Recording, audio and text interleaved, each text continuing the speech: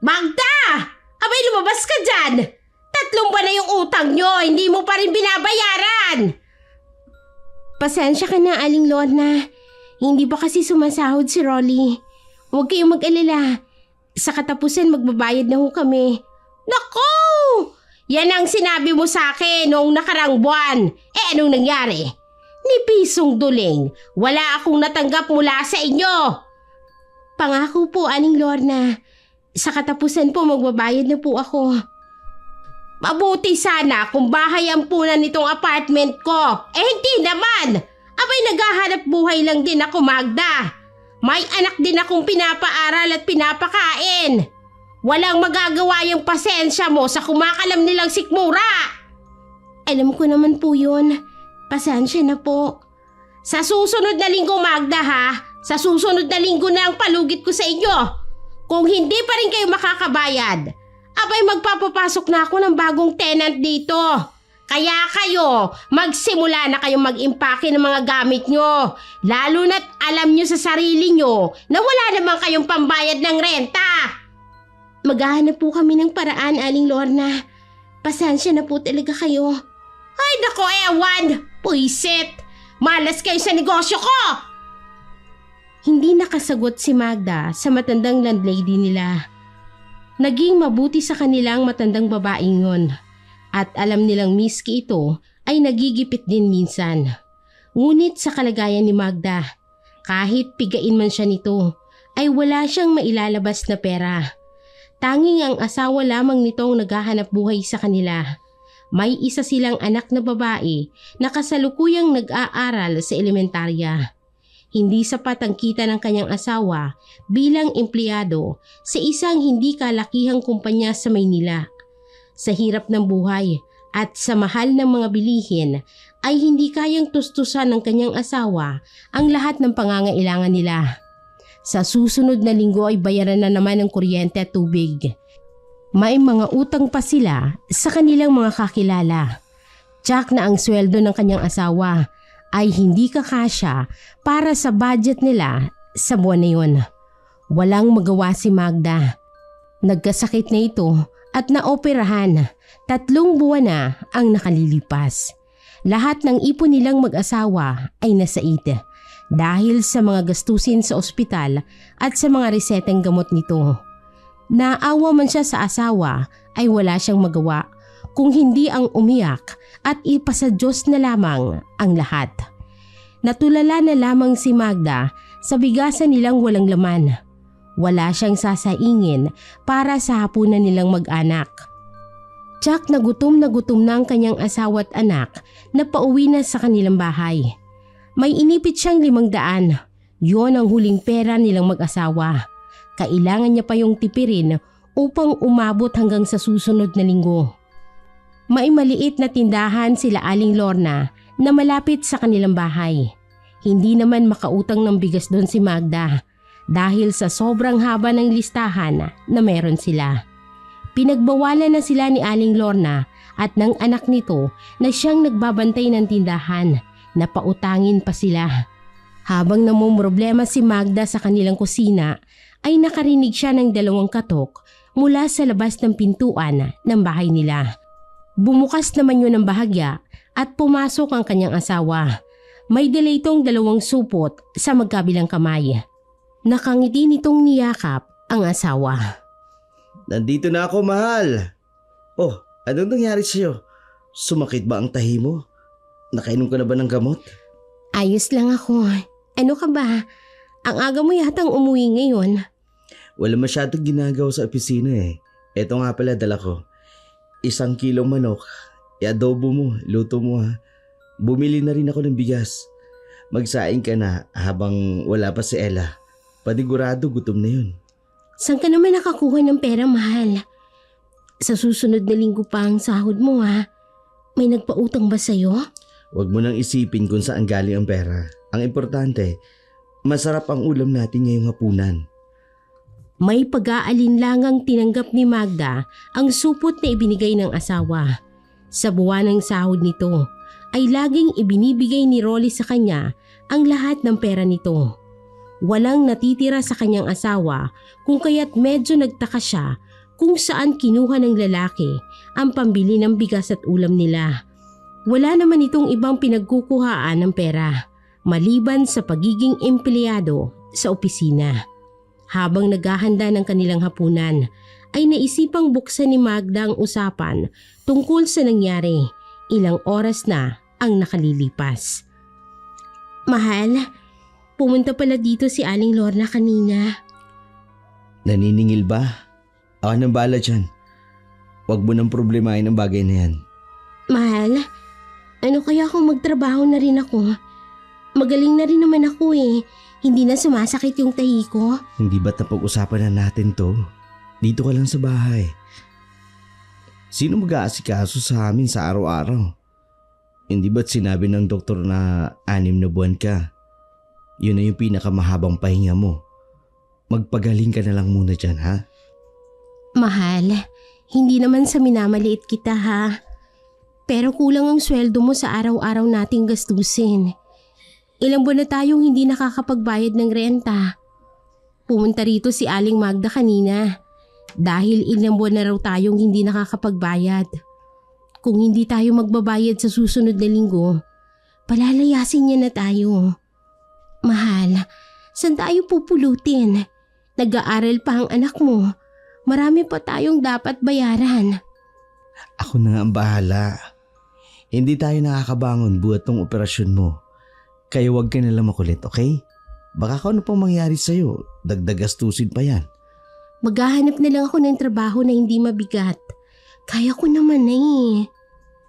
Magluto ka na nga lang ng hapunan natin. Papasok na ako sa kwarto, tapos ang usapang to. Maliwanag? Nais pang umapila ni Magda sa mga sinabi ng asawa nito. Hindi pwedeng umasa lang lagi sa asawa. Alam niyang napapagod na rin si Rolly. Nadarama niyang gusto na nitong magpahinga saglit. Ngunit hindi pwede dahil wala silang kakainin sa pang-araw-araw kung ginawa niya yon. Hindi siya pwedeng mapagod dahil may mga umaasa pa sa kanya. Kinabukasan ay nagtaka si Magda dahil hindi pa rin nakabihis ang kanyang asawa. 7:00 na ng umaga yon, ngunit andoon pa rin siya at nagkakape sa kanilang sala. Tutok na tutok ito sa kanyang pinapanood na balita sa telebisyon. Napatikim na lamang si Magda upang agawin ang pansin ng asawa. Nilingon siya nito at inanyayahan na tumabi sa kanya. Halika nga dito, mahal. Tabihan mo nga ako dito sa upuan. Wala ka bang pasok ngayon? Hindi ka pa nakakaligo. Meron. Day off. Day off? Hindi ba't Sabado ang day off mo? Pinalitan ng bus namin eh. Ganun ba? Paano nga pala yung bayad sa renta natin kay Aling Lorna? May utang pa tayo sa tindahan niya. Huwag mo nang alalahanin yan. Nabayaran mo na ba? Ilang libo rin yun. Hindi na siya sinagot ng kanyang asawa. Bagkos ay tinungga nitong tasang may lamang kape. Tumayo ito upang pumunta sa kusina para hugasan ang kanyang tasa. Sinundan na lamang siya ng tingin ng asawa nito. Malayo ang kanyang tingin kung kaya't nag-aalala si Magda. Alam nitong may hindi sinasabi sa kanya ang kanyang asawa. Nilapitan niya ito at niyakap mula sa kanyang likuran na ikinagulat naman ng kanyang asawa. Agad naman itong nakabawi sa gulat, saka hinarap si Magda upang yakapin ito pabalik. Ayos ka lang ba? May hindi ka ba sinasabi sa akin? Kumusta ang trabaho mo? Napabuntong hininga ng malalim si Rolly sa katumango. Ayos lang. Magtapat ka nga sa akin, Rolly. May problema ba? Magsasabi naman ako sa'yo kung meron, di ba?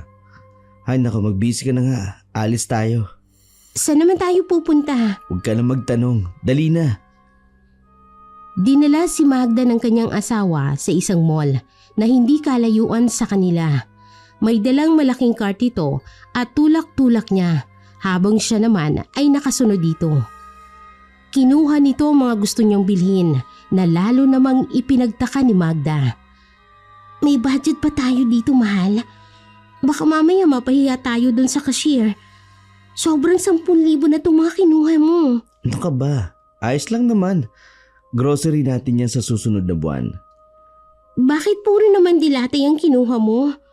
Kulang na lang agawan natin ang pwesto si Aling Lorna sa sari-sari store niya. Kung pwede lang naman, bakit hindi ba? Tama na siguro tong kinuha ko, no? Matawa-tawang sumunod si Magda sa asawa nito. Hindi niya alam na ang sunod-sunod na swerte nito ay kasunod ng maraming pagsubok sa kanilang buhay mag-asawa. Sa mga sumunod na linggo ay hindi na sila kinulit ni Aling Lorna. Panakanakang binabantayan nitong mag-anak na siya namang napansin ni Magda. Ilang araw nang ganyan si Aling Lorna. Bakit? May ano ba kay Aling Lorna? Patingin-tingin kasi siya dito. Hindi ba't nabayaran mo na yung utang natin sa kanya? Oo, bayad na yun. Yaan mo na lang siya. Baka may tinitingnan lang. Pabalik-balik lang siya eh. Parang may gustong sabihin na hindi niya masabi. Nagkibit balikat na lamang si Rolly. Saka itinoon nito ang kanyang pansin sa kanyang kinukumpuning sirang radyo. Ilang araw ka nang hindi pumapasok ah. Sobrang haba naman ang day off mo.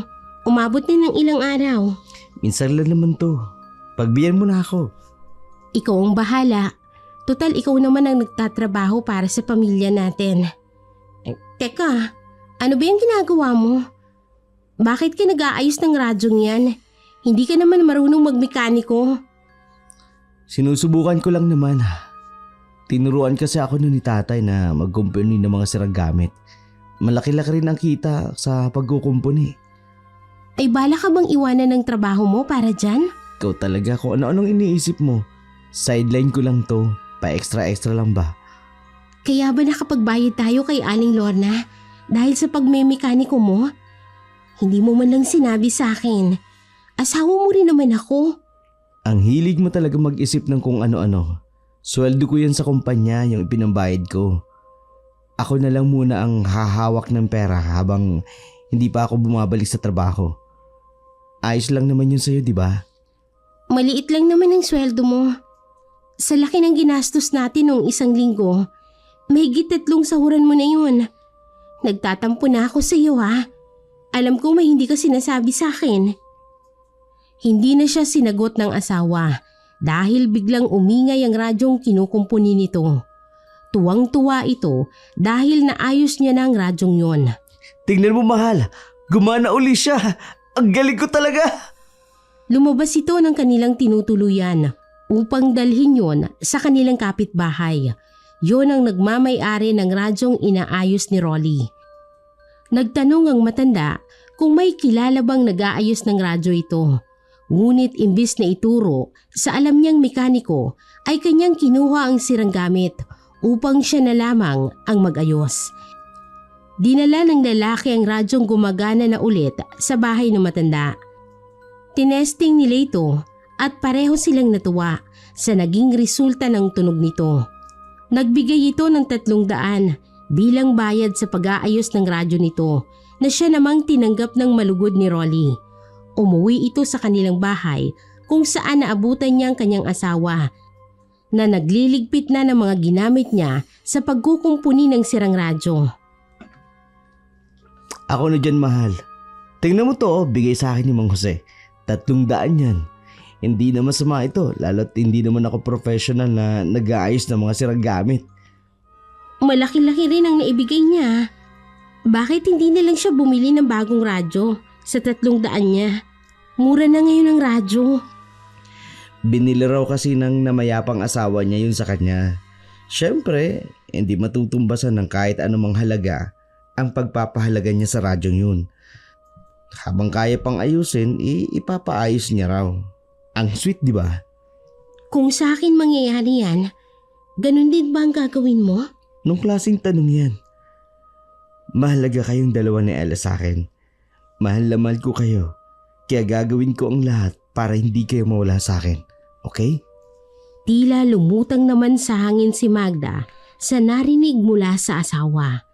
Kinikilig siyang marinig ang mga salitang yon mula kay Rolly. Sa ilang taon nilang pagsasama ay hindi nawawala ang pag-aalaga at pagmamahal nito sa kanya. Sa sumunod na mga araw ay sunod-sunod nang pumunta ang mga tao sa bahay nila. Ikinagulat at ikinatuwa ito ng lalaki. May mga pumupunta sa kanilang tinutuluyan upang magpaayos ng iilang sirang gamit, katulad ng electric fan at TV. Kung kaya naman medyo lumuwag-luwag na din ang budget nilang mag-asawa. Grabe talaga ang swerte sa buhay natin, mahal, no? Kaya nga eh. Iba rin talaga magpasalamat si Mang Jose. Biruin mo, tinutulungan niya pa tayo magkaroon ng mga customers. Sana magtuloy-tuloy na mahal para naman makabangon na tayo. Naantala ang pag-uusap ng dalawa nang pumasok ng walang katok si Aling Lorna. Galit na galit itong naglahad ng mahabang listahan sa kanilang harapan. Magda, Rolly, total naman may pera na kayo. Abay magbayad na kayo ng utang ninyo. Akala ko ba nabayaran na ni Rolly yan, Aling Lorna? Anong bayad? Abay 500 lang ang ibinigay niya sa akin. Hindi pa nga nangangalahati yung utang na meron kayo. Kulang-kulang 4,000 na rin yun na ba? Ako nang bala po dyan, Aling Lorna. Ako ang may trabaho, kung kaya dapat sa akin kayo dumidiretso. O di magbayad ka na. Ikaw pala tong may trabaho eh. Porket may mga customer na kayo, abay nagmamayabang na kayo. Mawalang galang na po. Hindi po ibig sabihin na may pumupunta para magpaayos dito. Maganda na po ang kita araw-araw. Wala naman po kayong narinig mula sa amin na nagyayabang kami. Oy, hindi pa ba pagmamayabang yung ginagawa nyo? Halos araw-araw ay lumalabas kayong mag-asawa. Lagi kayong maraming dala kada uwi. Labas na po yata kayo kung ano man ang ginagawa naming mag-asawa. Kung nayayabangan ka man sa amin, Aling Lorna, siguro nasa inyo na po ang problema. Wala kaming ginagawang masama. Hahablutin na sana na matandang babae ang buhok ni Magda nang pumagitna si Rolly upang pigilan ang posibleng pisikalan ng dalawa. Inilayo agad nito si Aling Lorna sa kanyang asawa. Hinarang nito ang kanyang katawan upang hindi makita ng matanda ang kanyang asawa. Huwag mo nang bastusin kami sa loob ng aming pamamahay, Aling Lorna. Lalo't nasasaktan mo ang asawa ko. Ito ang 5,000. Kunin niyo yan. At umalis na kayo rito. Nagtitimping inilabas ni Rolly ang 5,000 piso sa kanyang bulsa. Ibinigay niya yon sa matandang babae na nanggagalaiti sa kanilang harapan. Akin na yan. Abay sa susunod, bayaran nyo ang renta nang hindi ko kayo binibigyan ng mahabang palugit. Abay nasasanay kayong hindi nagbabayad sa tamang oras kahit may pera naman kayo. Agad namang inagaw ng babae ang perang inilabas ni Rolly. Saka lumabas padabog ng kanilang bahay. Ayaw talagang makakita ni Aling Lorna nang lumuluwag-luwag sa buhay ano. Napaka-inggitera niya talaga. Hayaan mo na lang siya. Huwag mo na lang patulan, baka magkasakitan pa kayo. Paano na lang kung nakalapit siya sa'yo kanina? Baka kung ano nang nangyari. Tandaan mo bagong opera ka. Ano ka ba? Hindi ko naman siya papatulan. Pero sisiguraduhin kong may mahila akong buhok sa kanya. Kung mangyari man nasaktan niya ako. Ang kulit mo talaga, oo. Siya nga pala. Magbukas ka na lang ng dilata para sapunan natin mamaya. Naibigay ko na kasi ang lahat ng perang meron ako kay Aling Lorna eh. Lahat talaga ng meron ka? Yung sweldo mo sa kumpanya, ubos na rin? Oo. Huwag kang mag-alala. Sakaling maayos ko tong TV na to, panigurado may 500 tayo bukas. Napabuntong hininga na lamang si Magda. Pumunta ito sa kanilang kusina upang maghanda ng kanilang makakain sa gabi rin yun. Sapat na ang isang sakong bigas na binili nilang mag-asawa noong lumabas sila para mag-grocery. Marami ring stock ng mga dilata at mga pagkain na may mahabang shelf life. Sa mga sumunod na araw, ay napansin nitong halos sa mga sirang gamit na ang kanyang atensyon. Hindi na ito pumasok sa kanyang trabaho, kung kaya't kinumpronta na siya ni Magda. Magtapat ka nga sa akin, Rolly. Wala ka na bang trabaho? Ano ba tong ginagawa ko? Trabaho to, di ba? Huwag mo kong pilosopuhin. Natanggal ka na ba sa kumpanyang pinapasukan mo? Oo na. Aminin ko na. Halos 3 linggo na akong natanggal sa trabaho. Palugi na yung kumpanya. Kaya naisipan nilang magbuwas ng trabahante. Isa na ako ron. Siyempre, hindi naman ako gaanong kagalingan sa mga ginagawa ko. Ano bang panlaban ko sa mga kasabayan ko ron? Magagaling ang mga yun. Bakit hindi mo man lang sinabi sa akin? Ayoko kasi mag-alala ka pa. Naghahanap naman ako ng paraan para kahit papano maging maayos ang buhay natin, di ba? Pasensya na kung hindi ako nakakatulong dito sa gastusin sa bahay. Pakiramdam ko tuloy. Napakapabigat ko sa'yo. Malaking bagay na ikaw yung nag-aasikaso sa amin ng anak natin. Huwag mo nang isiping pabigat ka. Paano na lang kami kung hindi ikaw ang nag-aasikaso sa amin, di ba? Hindi alam ni Magda kung matutuwa ba siya sa narinig mula sa asawa o manliliit dahil ito lamang ang bumubuhay sa kanilang pamilya. Dating cashier siya sa isang malaking department store. Doon sila nagkakilala ni Rolly nang minsang bumili ito ron. Ang isang beses na pagkikita nilang dalawa ay nasundan ng nasundan hanggang sa maging magkasintahan ng mga ito. Pagkalipas ng ilang taong pagsasama ng mga ito ay ikinasal sila sa simbahan. Parehong wala ng kanilang pamilya nang ikasal sila. Tanging iilang kaibigan at katrabaho nila ang pumunta upang masaksihan ang pag-iisang dibdib nilang dalawa. Ulila na si Magda. Wala itong kapatid o malapit na kamag-anak. Namatay ang kanyang mga magulang sa isang aksidente noong siya'y 15 taong gulang. 27 taong gulang na siya ngayon. Si Rolly naman sa kabilang banda ay may mga magulang pang nabubuhay sa probinsya nila. Kahit na nag-iisang anak ay hindi yun naging balakid sa kanya upang hindi makaluwas ng Maynila upang magtrabaho. Nalaman na lamang ni Magda noong ikakasal pa lang siya sa kanyang asawa na nag-away ang mga ito bago pa man siya makaluwas sa syudad. Ipinaliwanag ng maayos ng lalaki ang sitwasyon ng kanilang pamilya kung bakit hindi makakadalo ang mga ito sa kasal nilang dalawa. Matagal nang walang komunikasyon ng mga ito sa isa't isa. Minsan naman ay binubuksan ni Magda ang usapan tungkol sa pamilya ng lalaki. Ngunit napupunta lamang sa pagtatalo dahil naiinis ang lalaki tungkol sa usaping ukol sa kanilang pamilya. Hindi na lamang ito inuulit pa ni Magda. Dumaan ang mga araw at patuloy na lumalakas ang pangalan ni Rolly sa mga parokyano.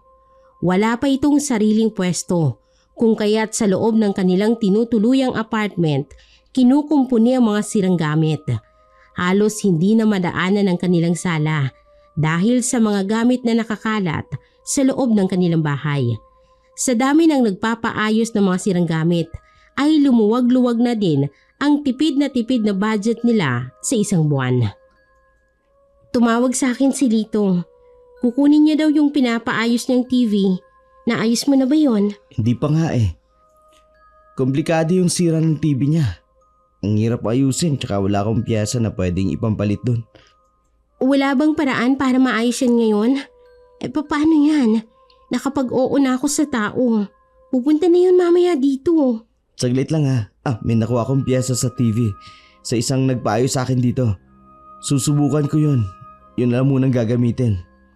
Agad na binaklas ni Rolly ang isang piyesa na nakuha niya sa isang lagayan nito. Ipinalit niya yun sa TV na binabanggit ng asawa. Nang matapos niya yung ilagay, ay agad niyang isinaksak yun upang masubukan kung umaandar ba. Ngunit bago niya pa mabuksan ang TV, ay naantala siya sa isang sunod-sunod na katok na nanggagaling sa labas ng kanilang bahay. Si Magda na sana ang kanyang uutusang magbukas, ngunit hindi niya na ito nakita sa kanilang sala. Napilitan na lamang itong tumayo mula sa kanyang kinauupuan upang pagbuksan ang pintuan. Si Aling Lorna yon, nakabusangot ang kanyang pagmumuka nang datnan siya ni Rolly. Bakit po Aling Lorna? Sa susunod na linggo pa po yung utang namin sa inyo. Ano po bang problema nyo? Ay yung washing machine kasi namin sa bahay. Abay bigla na lang nasira. Patingnan naman oh. Yun lang po ba? Teka lang po. Pwede po ba mamaya na lang? May inaayos po kasi akong TV eh. Pupunta po dito yung may-ari. Kukunin na ito mamaya. Mamaya na yan. Kailangang matapos ang labahin ko ngayon. Abay may pasok pa bukas sa mga anak ko. Kaya walang masusuot ang mga yun kung hindi pa maayos tong washing machine namin. Napakamot na lamang ng batok si Rolly. Saka napilitang sumama sa matandang babae. Hindi nito namalayan na naiwan palang nakasaksak ang TV. Sumirit ang tunog nito, tanda na nagkaproblema ang kinukumpuni niyang TV. Nasa kusina si Magda at may ginagawa. Ilang minuto lamang na nawala ang mga ito nang biglang may narinig silang pagsabog sa loob ng kanilang bahay. Abay ano yon? Si Magda!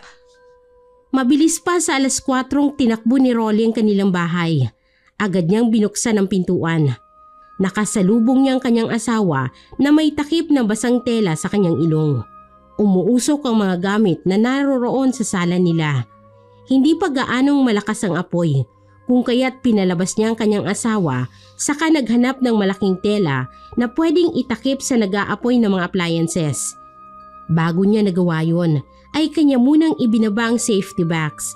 Mabuti na lamang at hindi pa inabot ng apoy ang kanilang safety box dahil paniguradong sunog ang kanilang apartment. Habol nila ang kanilang mga hiningang napaupo sa labas ng tinutuluyang apartment. Doon sila naabutan ni Aling Lorna na agad na pumasok sa loob ng bahay. Abay anong nangyari dito? Malas talaga kayo sa buhay ko. Bukas na bukas din, abay lumayas na kayo rito. Aksidente ang nangyari, Aling Lorna. Wala may gusto nun. Nanggigigil itong dinuro ang mag-asawa. Halos manggalaiti ito sa galit na nadarama. Ayoko na kayong makita rito ha. Abay bukas na bukas din. Dapat wala na kayo rito. Magbayad kayo sa mga nasira nyo dahil kung hindi, ipapakulong ko kayo, mga peste kayo! Tahimik ang mag-asawang nakaupo sa malamig na semento. Nanlulumo ang mga ito sa unos na dumating sa kanilang buhay. Paano na lang tayo ngayon, Ronnie? Hindi ko alam. Umuwi na lang kaya tayo sa probinsya nyo? Hindi ba't nasabi mo noon na malaki ang bahay ninyo? Baka pwede tayo doon. Huwag tayo dun. Maghanap lang tayo ng pwedeng matirahan natin. Walang pupuntahan niyang pride mo, Rolly. Ayokong tumira sa kalsada. Mas mabuting tumira muna tayo sa kalsada kesa umuwi tayo sa probinsya. Ewan ko sa'yo. Isipin mo naman kami ng anak mo. Hindi habang buhay ang away ninyong magpapamilya. Hindi na nakaimik pa si Rolly. Tahimik itong pumasok sa kanilang inuupahang bahay. Saktong dumating naman ang kanilang anak na si Ella na nagulat sa nangyari. Tinanong nito kung bakit sunog ang mga gamit sa loob ng sala na siya namang mahinahong ipinaliwanag ni Magda sa kanyang anak. Hindi kasi namin napansin ng papa mo, anak. May naiwang nakasaksak na TV.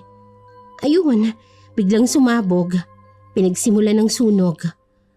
Mabuti na lamang at naapula ng tatay mo. Ang problema nga lamang, anak. Nagalit si Aling Lorna. Pinapalayas niya na tayo dito. Tinanong siya ng kanyang anak na si Ella kung saan na sila titira, kung palalayasin sila ni Aling Lorna. Nilingon muna ni Magda ang kanyang asawa na nakapamaywang sa harapan ng nasunog na mga gamit bago sinagot ang anak. Maghahanap kami ng paraan ng papa mo. Huwag mo munang alalahanin yan. Problema ng matatanda yan, anak. Nilapitan sila ni Rolly sa kaniyakap ng mahigpit. Napabuntong hininga ito ng malalim, saka hinarap silang dalawa. Ayusin niyo mga gamit niyo. Aalis tayo kaagad dito. Uuwi tayo sa probinsya namin. Akala ko ba ayaw mong umuwi sa inyo? Pinag-isipan kong mabuti ang sinabi mo kanina. Sa sitwasyon natin at sa mga taong dapat nating bayaran, sa mga nasira ay hindi nakakasya ang perang hawak ko ngayon. Ibig bang sabihin yan? Tatakasan natin yung mga taong nakapagbayad na sa'yo? Maging yung dapat nating bayaran kay Aling Lorna? Hindi na muna tayo makakabayad ngayon. Kung makakaipon tayo, Hindi ko sila kakalimutan. Babalikan ko sila para bayaran ang pinsalang nagawa ko. Bilisan nyo na. Magligpit na kayo ng mga gamit na kailangan natin. Walang nagawa si Magda kung hindi ay ang tumalima sa utos ng kanyang asawa. Sa sitwasyon nila ay paniguradong maraming magagalit sa ginawa nila. Malaki ang tiwalang ibinigay ng mga taong yon sa kanilang mag-asawa upang maayos ang mga kagamitan nilang nasira. Aksidente ang nangyari, ngunit nahihiya ang mga ito sa kapabayaang nagawa nila. Sa gabi ring yon ay tahimik silang umalis sa kanilang tinutuluyan. Masakit man para sa kanilang iwan ang lugar kung saan sila nagsimulang mag-asawa, ay wala silang magagawa. Biglaan ang nangyari. Pumunta sila sa terminal ng bus upang bumili ng tiket. Ilang oras din ang kanilang naging biyahe. Madaling araw na silang nakarating sa probinsya ni Rolly. Malamig at sariwang hangin sumalubong sa kanila. Nakakita agad ng tricycle na namamasada si Rolly, kung kaya't kanya itong tinawag at nagpahatid sa kanilang bahay. Tahimik ang mga itong bumabaybay sa daan kung saan nadadaanan nila ang malawak na mga palayan. Tulog na tulog ang kanilang anak na si Ella. Nagising na lamang ito nang tumigil sila sa isang malaking bahay na gawa sa kahoy. Bukas na ang mga ilaw nang dumating sila. May nakita si Magda na matandang babae na pumapanaog sa hagdan ng bahay. Dali-dali nitong sinalubong ng yakap si Rolly. Bumukas naman ang pintuan ng balkonahe kung saan niya nakita ang matandang babae kanina. Iniluwano ng matandang lalaki na may dalang tasa. Tinitingnan sila nito isa-isa. Nang magtama ang kanilang mga mata, ay agad na binawi ng matanda ang tingin yun. Ibinaling niya ang kanyang tingin sa malawak na palayan. Itinuon na lamang ni Magda ang kanyang pansin sa matandang nakayakap sa kanyang asawa. Rolly anak, hindi ka man lang nagpasabi na uuwi ka. Biglaan po kasi, inay. Hala, eto na ba ang asawa't anak mo? Mahal, si Nanay Linda nga pala. Nay, si Magda ho, asawa ko, at si Ella anak namin. Napakusot ng mata si Ella pagkatapos ay nagtago ito sa likod ng kanyang ina. Magmano ka sa lola mo, Ella? Iniabot naman ito ang kamay ng matanda. Malawak ang naging ngiti nito sa kanyang mga labi. Titig na titig ito kay Ella na siya namang ikinailang ng bata. Saan nga pala si tatay, inay? Nandyan sa balkon. Halina kayo. Akyat kayo. Ay teka, tutulungan ko na kayo sa mga dala nyo. Ang dami naman pala nito. Abay, dito na ba kayo titira? Nagkatinginan muna ang mag-asawa. Si Magdang sumagot sa tanong ng matandang babae. Dito na ho muna kami tutuloy pansamantala. Yun po kung ayos lang po si inyo. Nako, kahit dito na kayo manirahan ng tuluyan, abay ayos na ayos lang sa amin. Ricardo, tulungan mo nga kami rito. Itong matandang to talaga, oo. Kung saan tumanda, abay doon pa parang robot. Kailangan pang susian. Tahimik na tumayo ang matandang lalaki. Inabot nito ang mga bitbit ni Rolly, saka ipinasok sa loob ng bahay. Magmano ka sa lolo mo, Ella? Sinunod naman siya nito at saka lumapit sa matandang lalaki. Hindi naman nagdamot ang lalaki sa batang babae. Ibinigay nito ang kanyang kamay saka pinagmano si Ella. Matapos magmano ng batang babae ay ginulo ni Tatay Ricardo ang kanyang buhok. Napangiti na lamang ang mga taong naroroon nang makita nila ang ginawa ng matandang lalaki. Ang ganda-gandang bata, hindi ba Ricardo? Inismira na lamang sila ng matandang lalaki, saka hinigop ang kaping iniinom nito.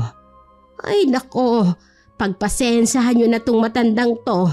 Ulyanin na kasi kaya ganyan ang ugali. Hey! Matino ang isip ko, Linda. Ay, bahala ka nga dyan. Ay siya, pumasok na kayo. Ako nang bahala sa kwarto niyong mag-asawa. Ikaw, Ella, dito ka sa kwarto ni Lolo Ricardo mo. Bakit hindi na lang sa isang kwarto sila mag-anak? Bakit mo pakikialaman ng kwarto ko? Nahihiyang lumapit si Magda sa matandang babae at marahang hinimas nito ang kanyang likod. Tama naman po si Tatay Ricardo, Nay. Ayos lang naman po kaming tatlo sa isang kwarto. He! Huwag mo kong tawaging tatay. Hindi kita anak. Tay naman, respeto na lang po sa asawa ko. Asawa ko po siya. Kinasal na po kami. Kaya sa ayaw sa gusto nyo, anak mo na rin siya. Huwag niyo nang pansinin ang matandang yan. Pumasok na kayo. Tinulungan ni Linda ang mag-asawa sa pagbitbit ng kanilang mga gamit, papasok ng kanilang sala. Sa tingin ni Magda, ay ayaw sa kanya na matandang lalaki. Kabaliktaran ang ugali ng nanay Linda nila. Ngunit para kay Magda, ay mas mainam na yon kaysa matulog sila sa kalsada. May 3 kwarto ito na tanging kortina lamang ang harang. Presko din ang hangin doon na siyang ikinatuwa ni Magda. Ang lamig naman po ng hangin dito, Nay. Naku, doon po sa Maynila. Kailangan pa naming magpaandar ng electric fan buong araw dahil po sa sobrang init. Mabuti nga't nakauwi kayo rito. Sa ilang taong pagtatampo niyang anak ko, abay hindi ko pa malalaman na may apo na ako. Tignan mo, abay nagdadalaga na. Pinilit ko pa kamo, Nay. Ang hirap ng buhay sa Maynila. Lahat nilang binibili. Mabuti pa. Dito na kayo manirahan ng tuluyan. May trabaho namang pwedeng pasukan dito. Ewan ko lang po kay Rolly, Nay. Siya naman po kasi may huling desisyon para sa pamilya namin. Ano sa'yo, Rolly? Para naman may mag-alaga sa amin ng tatay mo. Hindi na kami bumabata. Nay, nasa Manila po ang buhay namin. Mag-iipon lang po kami rito. Tapos babalik kami na mag-ina ko sa Manila. Tila hindi naman nagustuhan ng matandang babae ang narinig niya mula sa kanyang anak. Pilit na ngiti na lamang ang kanyang iginawad at peking halakak. Ay nako, napakaseryoso mo talaga anak. Ako naman ay nagbabaka sakali lamang. Kung magbabago man ang desisyon mo, magsabi ka lang ha. Panigurado, Nay. Sa susunod na mga araw, magbabago na ang isip nitong asawa ko. Ay nako, sana nga anak.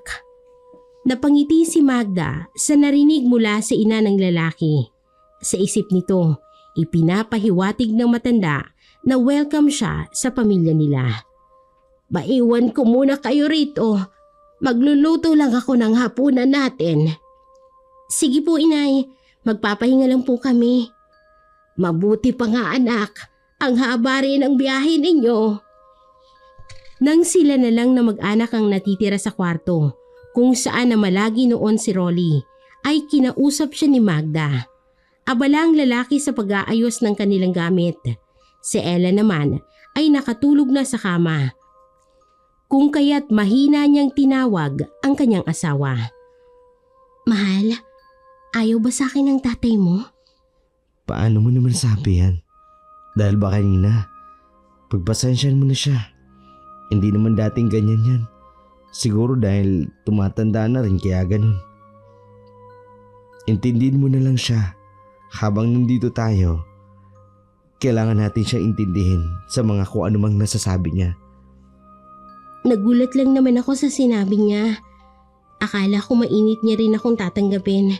Gaya ng pagtanggap sa akin ng nanay mo.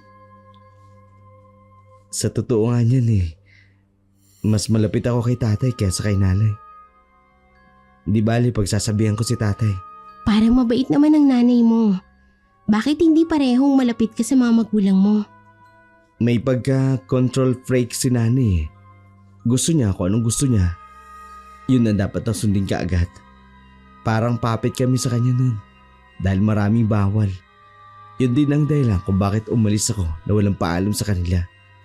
Hindi naman niya yata gagawin ulit yun, di ba? Hindi lang ako sigurado. Sa ilang taon naming hindi nagkita, hindi ko na alam kung anong ugali niya. Siya nga pala, magpahinga ka muna dyan. Gigisingin na lang kita kung kakain na. Doon lamang nakaramdam ng antok at pagod si Magda, kung kaya't tinabihan niya na sa higaan ng kanyang anak. Nagising na lamang ito nang gisingin siya ni Rolly. Bumangon ka na dyan, kakain na tayo. Hindi kasi pumayag si nanay na hindi tayo sabay-sabay kumain. Si Ella, nasan? Kanina pa bumangon. Nandun na siya sa labas kausap si tatay. Nabigla nga ako kasi close kaagad silang dalawa. Hindi na mahirapan si Ella na makapag-adjust dito. Ilang oras pala akong nakatulog. Nakakahiya naman sa mga magulang mo. Hindi na ako nakatulong sa paghahanda ng pagkain. Huwag mo nang alalahanin yun. Naiintindihan naman nila na pagod ka. Halika na. Tumayo ka na dyan. Bago sumunod sa asawa, ay inayos muna ni Magda ang kanyang higaan. Sinuklay nitong kanyang mahabang buhok at maayos na itinali. Lumabas na ito ng kwarto at doon niya naabutan si Ella na masayang kausap ang matanda sa harap ng hapagkainan. Nandito ka na pala. Akala ko'y bukas na kami kakain. Pasensya na po kayo. Hindi ko po kasi namalayan ng oras. Ay, nako. Ayos na ayos lang ha. Huwag mo nang pansinin yung matandang yan. Halina kayo. Kakain na tayo. Nilagyan ni Tatay Ricardo ng kanin at ulam ang plato ni Ella. Kung kaya't hindi na ito nagawa pa ni Magda sa kanyang anak. Tinolang manok ang naging ulam nila ng tanghaliang yon. May mangilang-ilang prutas na naroroon sa mesa tulad ng saging, pinya at banana. Nang makita ni Magda ang labas ng bahay nila, ay napansin nitong maraming tanim na gulay at prutas ang mag-asawa. Malayo nga lang ang iilang kabahayan na nakita niya. Kabaliktaran sa nakasanayan niyang buhay sa Maynila, kung saan pagkalabas ng kanilang bahay ay may mga tao agad silang nakikita at nakakasalamuha. Wala pang nakitang kapitbahay si Magda buhat ng umagang yon. Tahimik silang kumakain sa hapag nang biglang palihim na hinila ni Ella ang manggas ng kanyang damit. Saka siya nito binulungan. Inilapit nito ng bahagyang kanyang katawan upang marinig ang ibinubulong ng kanyang anak. Ma, wala pong lasa yung ulam. Kainin mo na lang kung anong inihanda ng lola mo. Baka magtampong grasya. Napansin naman agad ni Nanay Linda ang pagtigil sa pagkain ng mag-ina. Nagtaka ito sa bulungan ng mag-ina kung kaya't ibinaba nito ang kubyertos na hawak na siyang napansin agad ng dalawang lalaki. Napatingin ito sa kanila. May problema ba, Apo? Mabilis namang napailing si Ella at yumuko. Tiningnan naman ng matanda si Magda upang siyang sumagot sa tanong niya. Wala naman po. Ano lang, hindi pa kasi sanay si Ella sa mga ulam na ganito. Hindi mo ba nagustuhan ang niluto ko, Apo? Ano bang gusto mong ulam? Ipagluluto kita. Yan! Sinasanay nyo kasi sa kung anong pagkain sa Manila. Dapat, ang kinakain yan, yung mga masusustansyang pagkain para iwas sakit. Kung ano man po ang kinakain natin dito noon, ganun din po pinapakain namin sa kanya. Nagluluto po ng gulay ang asawa ko. Sadyang naninibago lang po sa Ella sa luto nyo dito sa atin. Ay nako, wag na nga kayong magtalo sa harapan ng pagkain. Aalis ang grasya.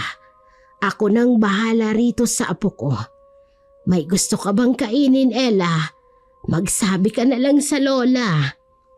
Sasagot na sana ang bata, ngunit kinurot siya ng kanyang ina kung kaya't napailing na lamang ito. Tumulo ang kanyang luha na siya namang nakita ni Nanay Linda. Agad siya nitong nilapitan at inalo. Umiiyak tuloy ang apo ko. Napaka-stricto nyo talagang mga lalaki kayo. Minsan na nga lang umuwi dito sa atin ng bata, abay pinaghihigpitan nyo pa. Naku po, ayos lang po yan si Ella. Kumakain naman po kasi yan ng kung anong nakahain.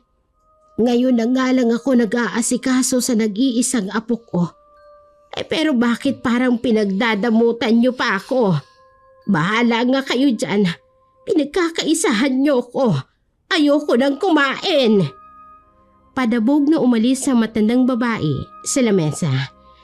Nay, hindi naman po sa ganon. Hayaan mo na siya, Magda. Hindi pa ho nangangalahati si Nanay Linda sa pagkain. Baka po malipasan po siya ng gutom. Marunong siyang umalis at magdabog. Dapat, marunong din siyang magkain ng sariling pagkain. Pero itay, Iyaan mo na muna siya, mahal. Ganun lang talaga si nanay. Kahit sa mahabang panahong hindi kami nagsama, hindi pa rin nagbabago ang kanyang ugali. bumaling naman ang matandang lalaki sa tahimik na si Ella. Pilit nitong inubos ang pagkain na nasa kanyang harapan. Malambot ang ekspresyon ng matandang lalaki nang mapansin ito ni Magda. Matabang ba ang luto ng lola mo, ha, Ella? Pagpasensyahan mo na. Tumatanda na kasi. Kaya nag-iiba na ang kanya panlasa. Kainin mo na lang muna ang niluto niya. Di bale, sa susunod, ang mama at papa mo na lang ang magluluto para sa iyo. Sa mga sumunod na araw nga ay sina Rolly nang naghanda ng pagkain nilang mag-anak. Kulang ang mga Ricardong naroroon, kung kaya't naisipan ng mag-asawa na pumunta sa palengke upang bumili ng uulamin nila maging ng mga sangkap na kakailanganin nila sa pagluluto. Iniwan ng mga ito si Ella sa matandang lalaki na nagpapakain ng baboy sa likod ng kanilang bahay. Hindi nila mahagilap si Nanay Linda, kung kaya't hindi na sila nakapagpaalam sa matandang babae. Nang dumating ang mga ito sa palengke, ay pinagtitinginan sila ng iilang tinderang naroroon. Naiilang man ay taas noong namili ang mga ito ng isda at karne. Hindi na sila bumili pa ng gulay dahil punong-puno ng mga gulay ang kanilang bakuran. May iilang nakakilala sa lalaki, kung kaya't medyo natagalan ang mga ito. Nadatnan nilang mag-asawa na nasa hapagkainan ng kanilang anak na si Ella, kasama ang matandang lalaki. Sabay na kumakain ang mga ito. Napansin naman agad ni Magda ang pagiging malapit ng mga ito sa isa't isa, kung kaya't kahit papaano ay nawala ang kanyang pagkabahala na hindi sila matatanggap ng pamilya ng lalaki, lalong-lalo na si Ella. Nasaan pala si nanay, tay? Kanina ko pa siya hindi nakikita. Lagi na lang wala dito ang nanay mo. Kung saan-saan kasi siya nagsususuot. Siya nga pala, may binigay na ulam dito si Belen, kung kaya't pinakain ko na ang apo ko. Hindi pala nakakapag-almusal si Ella, kaya maaga ko nang pinakain. Pasensya na po, itay. Nakasalubong kasi namin ang mga kaklase ko nung high school, kaya ganun. Napatango na lamang ang matandang lalaki sa tinura ni Rolly.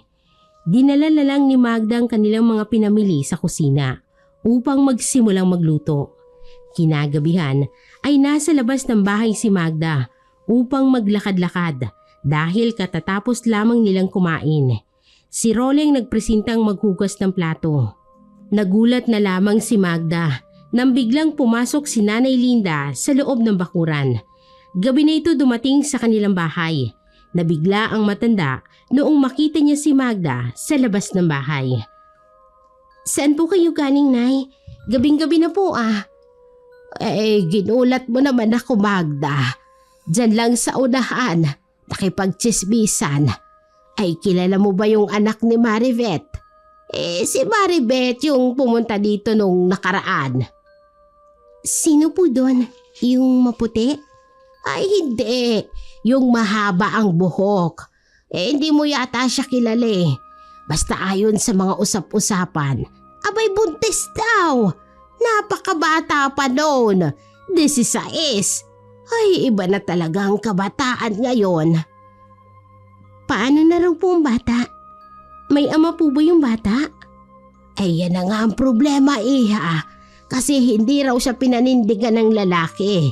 Balak na lang daw ipalaglag ni Marivet yung bata. Kawawa naman po yung baby. Ilang buwan na po ba? 4 na buwan na yata. Napailing na lamang ang matandang babae. biglang pagpapakita ng pagkadismaya nito. Nakarinig sila ng mabibigat ngunit marahang mga yapak sa balkonahe ng kanilang bahay. Nang lingunin nito ng babae, ay nasilayan nila si Tatay Ricardo na nakasilip sa kanila mula sa itaas. Napatikim na lamang ito nang makita siya ni Magda at ni Nanay Linda. Sino yung buntis sa sinasabi mo, ha? Basta talaga bunte, sabay ang talas ng tenga mong matanda ka. Ay, sino nga ang buntis? Yung anak nga ni Maribeth. Ah! Napatingin na lamang sa malayong matandang lalaki.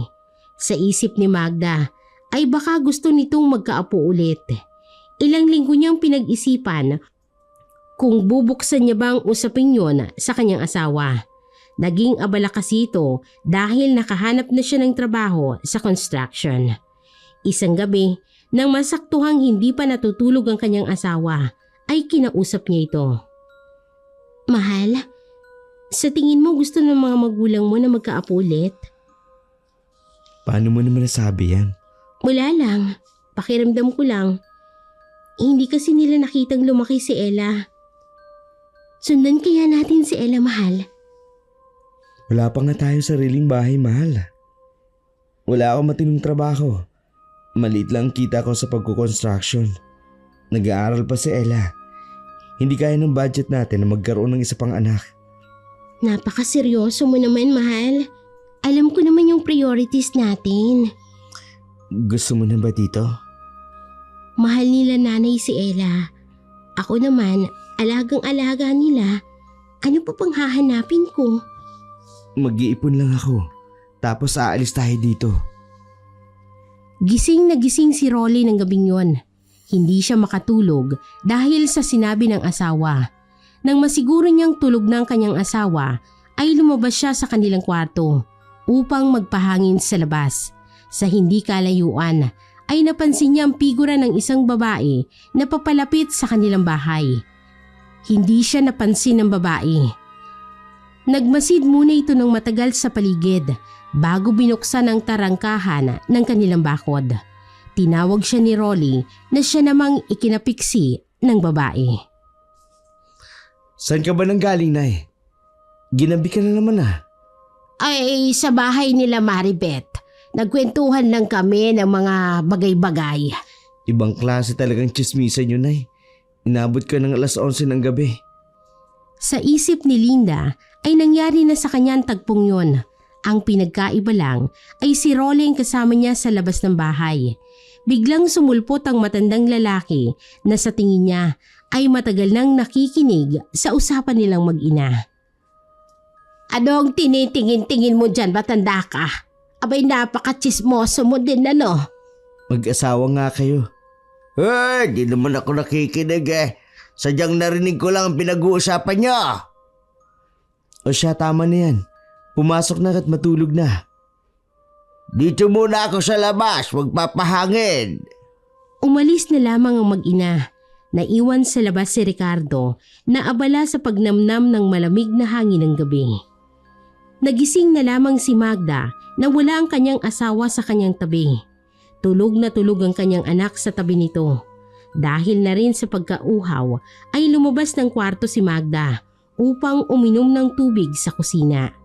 Hinahanap niya ang kanyang asawa, ngunit wala siya roon. Lumabas na lamang si Magda ng bahay upang hanapin ang kanyang asawa. Ngunit ang kanyang nakita ay ang figura ni Tatay Ricardo na papunta sa masukal at madilim na kagubatan. Nawala ang matanda sa kadiliman ng gabi. Sinundan ni Magda ito, ngunit hindi niya na ito nakita. Nagtayuan ang kanyang mga balahibo sa katawan nang maramdaman niyang may dumaan sa kanyang likod. Wala siyang nakitang kung anong kakaiba nang lingunin niya ito. Nakarinig siya ng mga kaluskos, kung kaya't dali-dali siyang bumalik sa kanilang bahay. Saan ka ba galing? Diyan lang sa unahan, may tiningnan lang. Anong oras na ho? Paano kung may mangyari sa'yo? Hindi ka pa naman taga rito. Sino naman ang mananakit sa akin dito? Mas nakakatakot nga sa Maynila, no? Sa susunod, huwag kang lalabas ng ganitong oras. Maraming paghala-gala rito. Ang praning mo talaga. Basta sundin mo na lang ang bilin ko. Para din naman sa'yo to. Lalo na kay Ella. Baka mabalitaan ko na lang may nangyari na sa kanya. Masusunod po, kamahalan.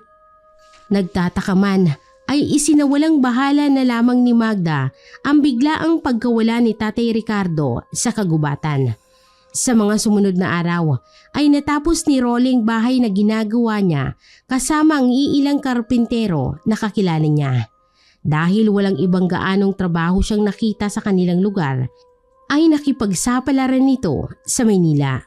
Nung unay ayaw pa sanang pumayag ni Magda na lumayo ang kanyang asawa. Ngunit nakumbinsi rin siya agad nito sa tulong ni Aling Linda. Sinigurado nito na hindi sila pababayaan ng kanilang anak na si Ella.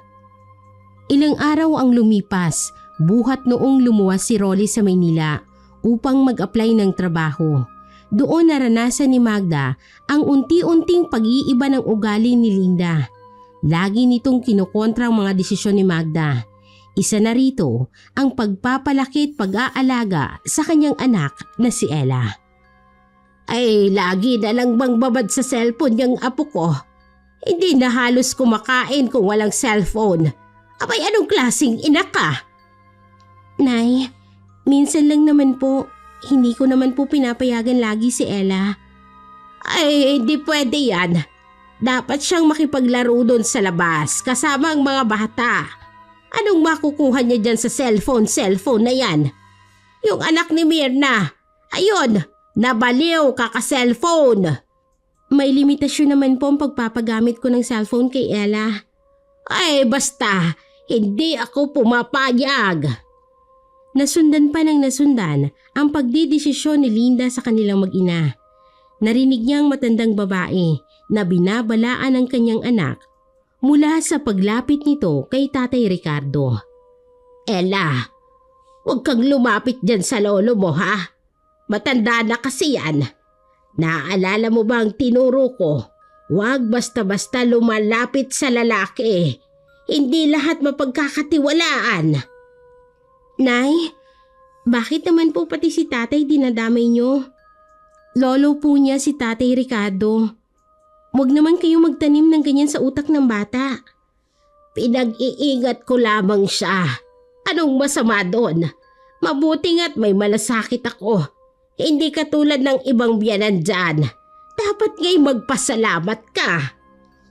May isang beses na hindi nakapagtimpi si Magda. Nasagot nito ang matandang babae na siyang pinag-awayan nilang magbiyanan. Noong araw kasing yun ay napabalitang nakuna ng anak ni Maribeth. Labis ang panlulumo niya sa balitang kanyang narinig. Hinanap niya si Ella ngunit hindi niya ito nakita sa loob ng kanilang bahay. Nang dumating ito ay agad niyang hinablot ang kamay ni Ella na siyang nagpaaray dito. Saan ka na naman ang galing na bata ka? Bakit hindi ka man lang nagpaalam sa akin? Anong oras na oh? Paano kung may mangyari sa'yo sa daan? Huwag mo ngang sakta nag-apo ko. Ako naman ang kasama niya. Ano naman ang problema doon? Nay naman, ako rin naman po ang ina ni Ella. Parang tinatanggalan niyo naman po ako ng karapatan sa anak ko. Ba't sumasagot-sagot ka na? Ang kapal naman ng mukha mo. Pinatira ko na nga kayo rito sa pamamahay ko. Tapos ganyan pa ang igaganti mo sa akin. Bakit po may sumbat, nanay? Anak ko po si Ella. Apo mo lang po siya. Hindi ito pinansin na matanda. Dire-diretso itong pumasok sa loob ng kanilang bahay kasama si Ella. Sa hapagkainan, hindi kumakain ang kanyang anak. Matamlay ito kung kaya't nag-aalala si Magda. Nadagdagan ang kanyang pag-aalala nang minsang gabihing umuwi si Ricardo at Ella.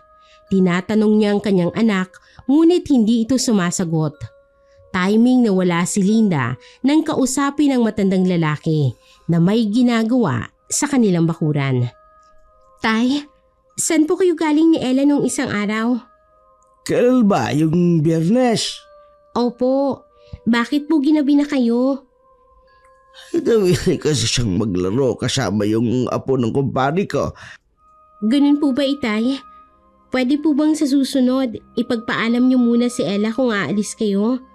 Nag-aalala rin po kasi ako sa kanya bilang nanay. Naiintindihan kita, Magda. Huwag ka mag-alala dahil sa susunod ipapaalam ko na siya. Kumusta nga pala si Ella? Hindi ko siya nakikitang lumabas ng kwarto Kumain na ba siya? May sinat po. Napainom ko na po siya ng gamot.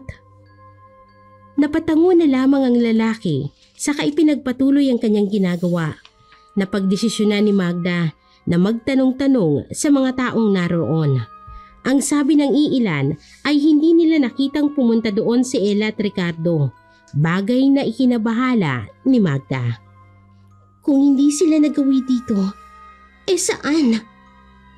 Umuwi si Magda na bigong malaman kung saan ang galing si Ricardo at ang kanyang anak na si Ella. Nag-aalala ito sa kalagayan ni Ella. Ilang araw na ang kanyang lagnat kung kaya't kailangan niyang dalhin ito sa ospital, bagay na pinagtalunan nila ni Linda. Ospital? Ano ka mayaman? Halamang gamot ang kailangan ng apo ko. Abay ang arte mo naman talaga. Ilang araw na po kasi ang lagnat niya, Inay. Baka pumapano pa siya. Ay, saan ka kukuha ng pera, Aber? Lahat ng ipon namin dito, ipinadala na kay Rolly sa Maynila. Abay, dagdag isipin ka pa ng anak ko. Anak na po kasi namin ang pinag-uusapan dito. May kilala kong hilot. Doon tayo pumunta.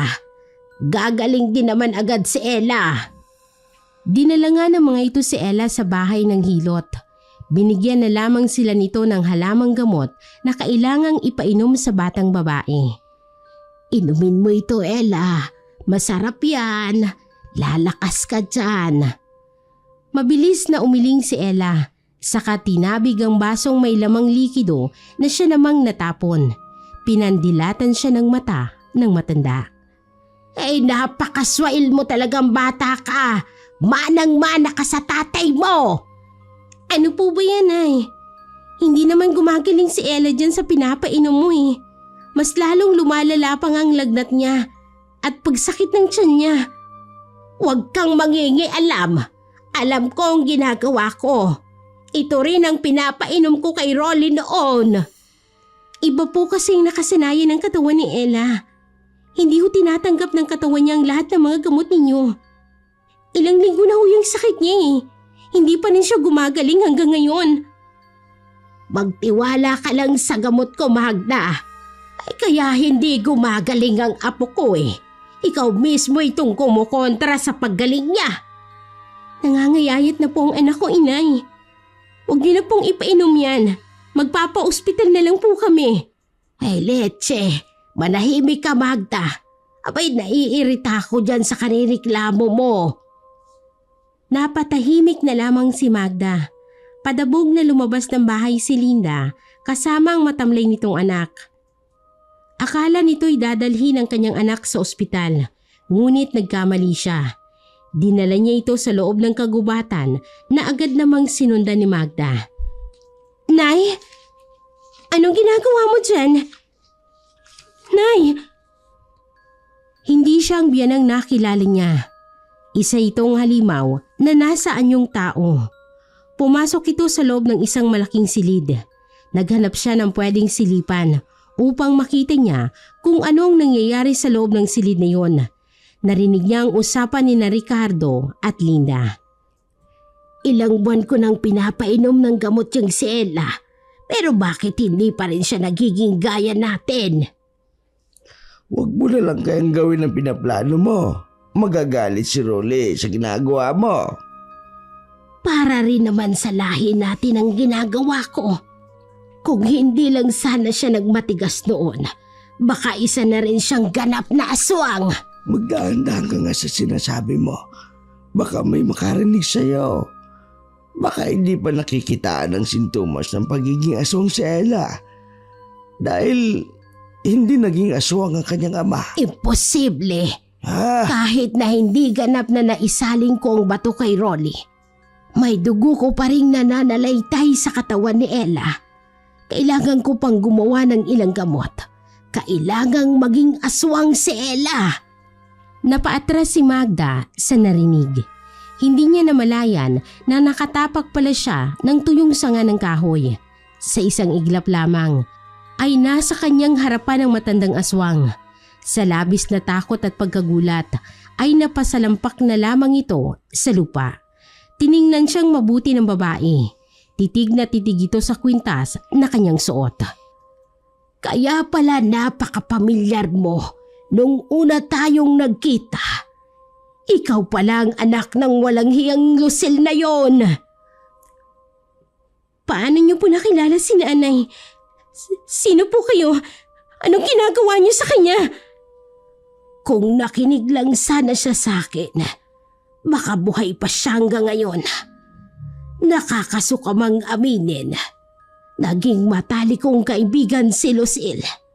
Halos hindi kami mapaghiwalay na dalawa sa sobrang pagiging malapit namin sa isa't isa. Bawat galaw ko ay alam ni Lucille. Ganon din ako sa kanya. Ngunit dahil sa tatay mo, nagbago ang lahat. Nakakasuklam. Inilayo ba naman niya sa akin si Lucille? Umatungal ito ng iyak na parang bata. Dinuro niya si Magda. Pagkatapos ay galit na galit niya itong nilapitan. Ikaw, wag mo kong hahadlangan sa plano ko. Wag mong gayahin ang tatay mo. Hindi tama ang ginagawa mo. Huwag mong idamay si Ella sa kabaliwan mo. Ikinulong siya ni Linda sa isang bodega na malapit sa siliding yon. Nagpaiwan naman si Ricardo sa kamay ibinigay na cellphone sa kanya. Hetong telepono, tawagan mo si Rolly para masundo niya kayo. Yan lang ang may tutulong ko sa'yo. Pasensya na. Malaking bagay na po ito, Itay. Maraming salamat po. Itago mong mabuti yan. Kapag nahuli tayo ni Linda, nako, pareho tayong masasaktan. Alis na ako ha. Tutulungan ko kayo hanggang sa aking makakaya. Kumapit lang kayo at magpakatatag. Tinawagan nga nito ang kanyang asawa. Nang tuluyang nakalayo si Linda, ipinaliwanag nitong lahat ng nangyari sa kanila. Iyak ng iyak si Magda sa loob ng isang madilim na bodegang yon. Sa kabilang banda naman ay nagmamadaling umuwi si Rolly sa kanilang probinsya. Yon ang ikinatatakot niya. Ang pamanahan siya ng lahing aswang. Ayaw niyang mangyari yon kay Ella. Naabutan niyang nasa labas ng bodegang kanyang ina.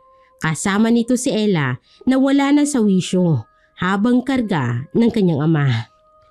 Nay, ano bang ginawa niyo? Hindi ba't nasabihan ko na kayo? Huwag niyong gagalawin si Ella. Ano ang hindi niyo naintindihan sa sinabi ko? Rolly, mahal, tulungan mo kami o kahit si Ella na lang.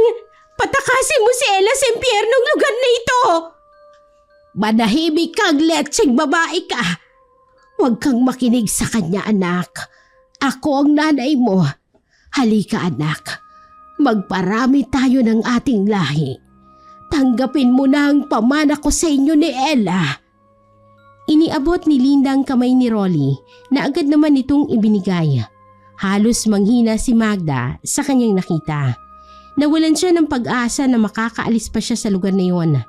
Ang kanyang asawa, ang nag-iisa niyang kakampi, ay tinalikuran siya. Nagmakaawa ito sa kanyang asawa. Pilit siyang kumakawala sa malaking lubid na nakatali sa kanyang katawan. Huwag mong gawin sa amin to ng anak mo. Rolly, nagmamakaawa ako. Rolly, mahal, naaalala mo ba ako? Ako to. Ako yung asawa mo, ang ina ng anak mo. Rolly! Huwag kang makinig sa kanya, anak. Halika na. Sumama ka kay nanay. Papalakasin natin ng ating lahi. Pawang naging sunod-sunuran na lamang si Rolly sa naisin ang kanyang ina. Maging si Tatay Ricardo na naroroon ay walang nagawa upang matulungan si Magda. Nagtama ang mga mata nila ni Rolly, saka nagpakita ng pagkadisgusto sa anak. Hindi nito akalain na magagawa sa kanya ng kanyang anak na walang bayag. Nauna siyang lumabas sa mag-ina. Nilisan niyang madilim at nakakasakal na lugar na yon. Kinagabihan ay kitang-kitang malaking buwan sa kalangitan. Yon ang tamang pagkakataon upang maipasa ni Linda ang kanyang pagkaaswang kay Ella. Ginagawa lamang yun ng malalakas na aswang sa pamamagitan ng orasyon at ritual. Ibang-iba ito sa paraan ng mga karaniwang aswang na ipinapasa lamang ang itim na bato sa oras ng kamatayan na matandang aswang. Sa gagawin ni Linda ay maisa sa katuparan nitong kanyang matagal nang mithiin. Hindi lamang si Rolly ang magiging isang aswang, kundi ay ang kanyang apo na si Ella. Hinintay nitong na pumatak ng hating gabi bago maisagawa ang ritual. Suot nila ang isang itim na kasuotan na nababalot ang kanilang buong katawan. Sa kabilang banda naman ay nakasuot ng puting bestida si Ella. Naguguluhan ito sa nangyayari sa kanyang paligid. Hinahanap niya ang kanyang ina, ngunit wala ito sa silid na iyon. Maraming kandilang nakatirik sa silid kung nasaan sila naroroon. Sa harapan niya ay may mga simbolong nakasulat sa dingding na ikinagulat ni Ella dahil baliktad ang krus na nakasabit. Tinamaan ito ng liwanag ng buwan, kung kaya't malinaw na nakita ni Ella na dumadaloy ang pulang likido doon. Naiiyak na siya sa pinaghalong takot at paggalito. Ang tanging nasa isip na lamang niya ay ang kanyang ina. Ang huling naaalala niya ay ikinulong sila ng kanyang ina sa isang madilim na lugar. Pinagmasdan niya ang buong lugar at doon niya nakita si Linda na umuusal ng orasyon na hindi niya maintindihan. Napahawak siya sa kamay ng kanyang katabi. Ang kanyang lolo Ricardo yon. Marahang pinisil na matandang lalaki ang kanyang kamay, saka sinenyasan siyang tumahimik. Ngayon na ang tamang oras. Dalhin niyo rito si Ella. Huwag na lang kaya ngayon. Masyado pang bata si Ella. Bakit hindi mo na lang gawin ang ritual kung saan nasa tamang edad na siya? Para ano? Para magaya sa kanyang ama. Hindi ako makapapayag na maulit muli ang nangyari noon. Tama na ang isang pagkakamali. Maging mabait na bata ka, apo, at sundin mo lahat ng sasabihin ni Lola. Ayoko na po rito. Inagaw ni Linda ang kamay ni Ella, saka sinugatan ang kamay nito. Napaigik na lamang sa sakit si Ella. Hindi niya nabawi ang kanyang kamay dahil sa higpit ng hawak ng matandang babae. Pinatulo nito ang dugo sa isang kupetang may laman. Nang wala ng dugong tumutulo, ay sa kanya namang kamay ang kanyang sinugatan. Ang kanilang dugo ni Ella ay naghalo sa loob ng kupeta. May inilagay itong iilang mga sangkap na hindi pamilyar kay Ella. Ang huling inilagay ng matanda ay ang itim na bato na iniluwa niya mula sa kanyang bibig. Dinuraan niya muna ang kupeta bago inilagay ang maliit at itim na bato. Mariing hinawakan ni Linda ang panga ni Ella upang painumin ang mga likidong nakahalo sa kupetang yon. Eriko po! Bitiwan niyo na po ako, Lola. Ibalik niyo na po ako kay Mama. Sinampal ng malakas na matandang babae ang nagpupumiglas na si Ella. Pinabalaan kita. Sa oras na matapon ang laman ng hawak kong ito, ay siya ring katapusan ng nanay mo. Maliwanag. Ngayon, pumili ka. Iinumin mo ito o papatayin ko sa harap mo ang walang kwentang babaeng nagbigay ng buhay sa'yo. Humihingos at mabilis na umiling si Ella sa matandang babae. Inagaw nito ang kupetang hawak niya. Gagawin ko po ang lahat ng gusto niyo. Basta wag niyo lang pong sasaktan ang aking ina. Napangiti ng malaki ang matandang aswang nang marinig nito ang binitawang salita ni Ella. Dire-diretso nitong ininom ang nasa kupetang hawak niya. Wala siyang itinira. Halos lumundag sa tuwa si Linda nang makita niyang naubos nito ang laman ng kupeta. Kabaliktaran ang nararamdaman ni Ella. Halos bumaliktad ang kanyang sikmura dahil sa lasang hindi nito maintindihan. Mas nanaig doon ang pait na alam niyang kahit kailan ay hindi na matatanggal sa kanyang panlasa. Teka, bakit hindi pa rin nag-iibang yung anyo? Dapat ngayon mismo'y nasa anyong aswang na siya. Anong nangyayari? Dahil hindi niyo siya apo. Anong ibig mong sabihin? May nagkukunwari bang si Ella? Hindi niyo pa rin ba maintindihan, Nay? Hindi mo kadugo sa Ella. Hindi ako ang tatay niya. Nakilala ko si Magda nung 2 taong gulang pa lamang si Ella. Tonta! Niloko mo ko! Niloko niyo ko! Anong klaseng anak ka? Anak ko si Ella. Yun ang totoo. Hindi naman laging dapat kadugo ang maging ama. Ako ang tumayong ama kay Ella. Kahit pagbali-baliktarin mo ng mundo, ako ang ama ni Ella. Wala kang kwentang anak! Nagpalit ng anyo si Linda dahil sa galit na nadarama. Nag-anyong halimaw ito na may mahabang kuko, mapupulang mata at may matalim na mahabang dila. Bigla nitong sinunggaban si Rolly, ngunit humarang si Ricardo. Umalis na kaya. Dalhin mo na si Ella at ako na bahala dito. Pero tay, paano ka? Huwag mo na akong alalahanin. Matanda na ako. Nagawa ko na ang lahat ng gusto ko. Panahon naman para ikaw ang magpakatatay. Alagaan mong mabuti ang apo ko. Mahal na mahal ko yan. Nilabanan na lamang ni Rolly ang kanyang emosyon. Saka lumabas ng silid na yon. Buhat-buhat niyang walang malay na si Ella. Maputla ito at mapapansin kaagad ang kanyang pangangayayat. Mahigpit na niyakap niya ito saka dinala sa ligtas na lugar. Nang mailapag niya si Ella, ay agad niyang binalikan ang kanyang asawa na nakakulong sa isang bodega. Nagulat ito nang biglang bumukas ang pintuan. Nang tumama ang liwanag ng buwan sa mukha ni Rolly, ay doon lamang nakahinga ng maluwag si Magda. Niyakap niya ito ng mahigpit. Dumiretso ang kanyang tingin sa kanyang likuran. Hinahanap nito ang kanyang anak na si Ella. Nasaan si Ella? Nasaan ang anak natin? Wala na tayong oras. Halika na. Umalis na tayo. Nasa ligtas ng lugar na si Ella. Bago pa sila tuluyang makalayo, ay nakarinig sila ng malakas na kalabog sa loob ng malaking silid na yon. Umaatungal ang mga nilalang na naroroon. Ang isa sa kanila ay impit na napaungol dahil sa sakit na kanyang naramdaman. Hinila ni Rolly ang kanyang asawa papalayo upang puntahan si Ella. Nang makalabas sila ng gubat, ay doon na lamang sila nakarinig ng malakas na pagsabog. Nasunog ang malaking silid na yon na siyang dinadasalan ni Linda. Hingal na humiga sila sa isang patag na lugar. Pinagmasdan nilang mag-asawang kanilang anak na mahimbing na natutulog. Nagkatinginan na lamang ito at malalim na napabuntong hininga. Makalipas ang isang araw, ay natagpuan ang bangkay ni Ricardo at Linda sa gitna ng gubat.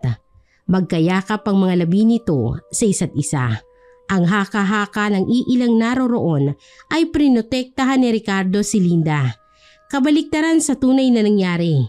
Alam ni Magda na ginawa yun ni Ricardo upang maprotektahan sila laban sa matandang aswang. Matapos ilibing ang kanilang mga labi, ay binaybay ng mag-asawang daan patungong Maynila, ang lugar kung saan sila ligtas at malayo sa aswang. Naramdaman ni Magda na gumagalaw ang kanyang anak. Mahaba-haba na rin ang naging tulog nito. Ma, malapit na ba tayo sa probinsya nila, Papa? Nagkatinginan ng mag-asawa. Si Rolly ang sumagot sa tanong ng kanyang anak. Hindi na tayo tutuloy dun, anak. Hindi ba't ayaw mong malayo sa mga kalaro mo? Napatango na lamang ito sa kaniyakap si Rolly. Naguguluhan man si Magda sa pagkawala ng alaala ng kanyang anak, ay ipinagpapasalamat na lamang niya ang mga nangyari. Mabuti pang ibaon na lamang natin sa limot ang lahat. Aniya sa kanyang isipan.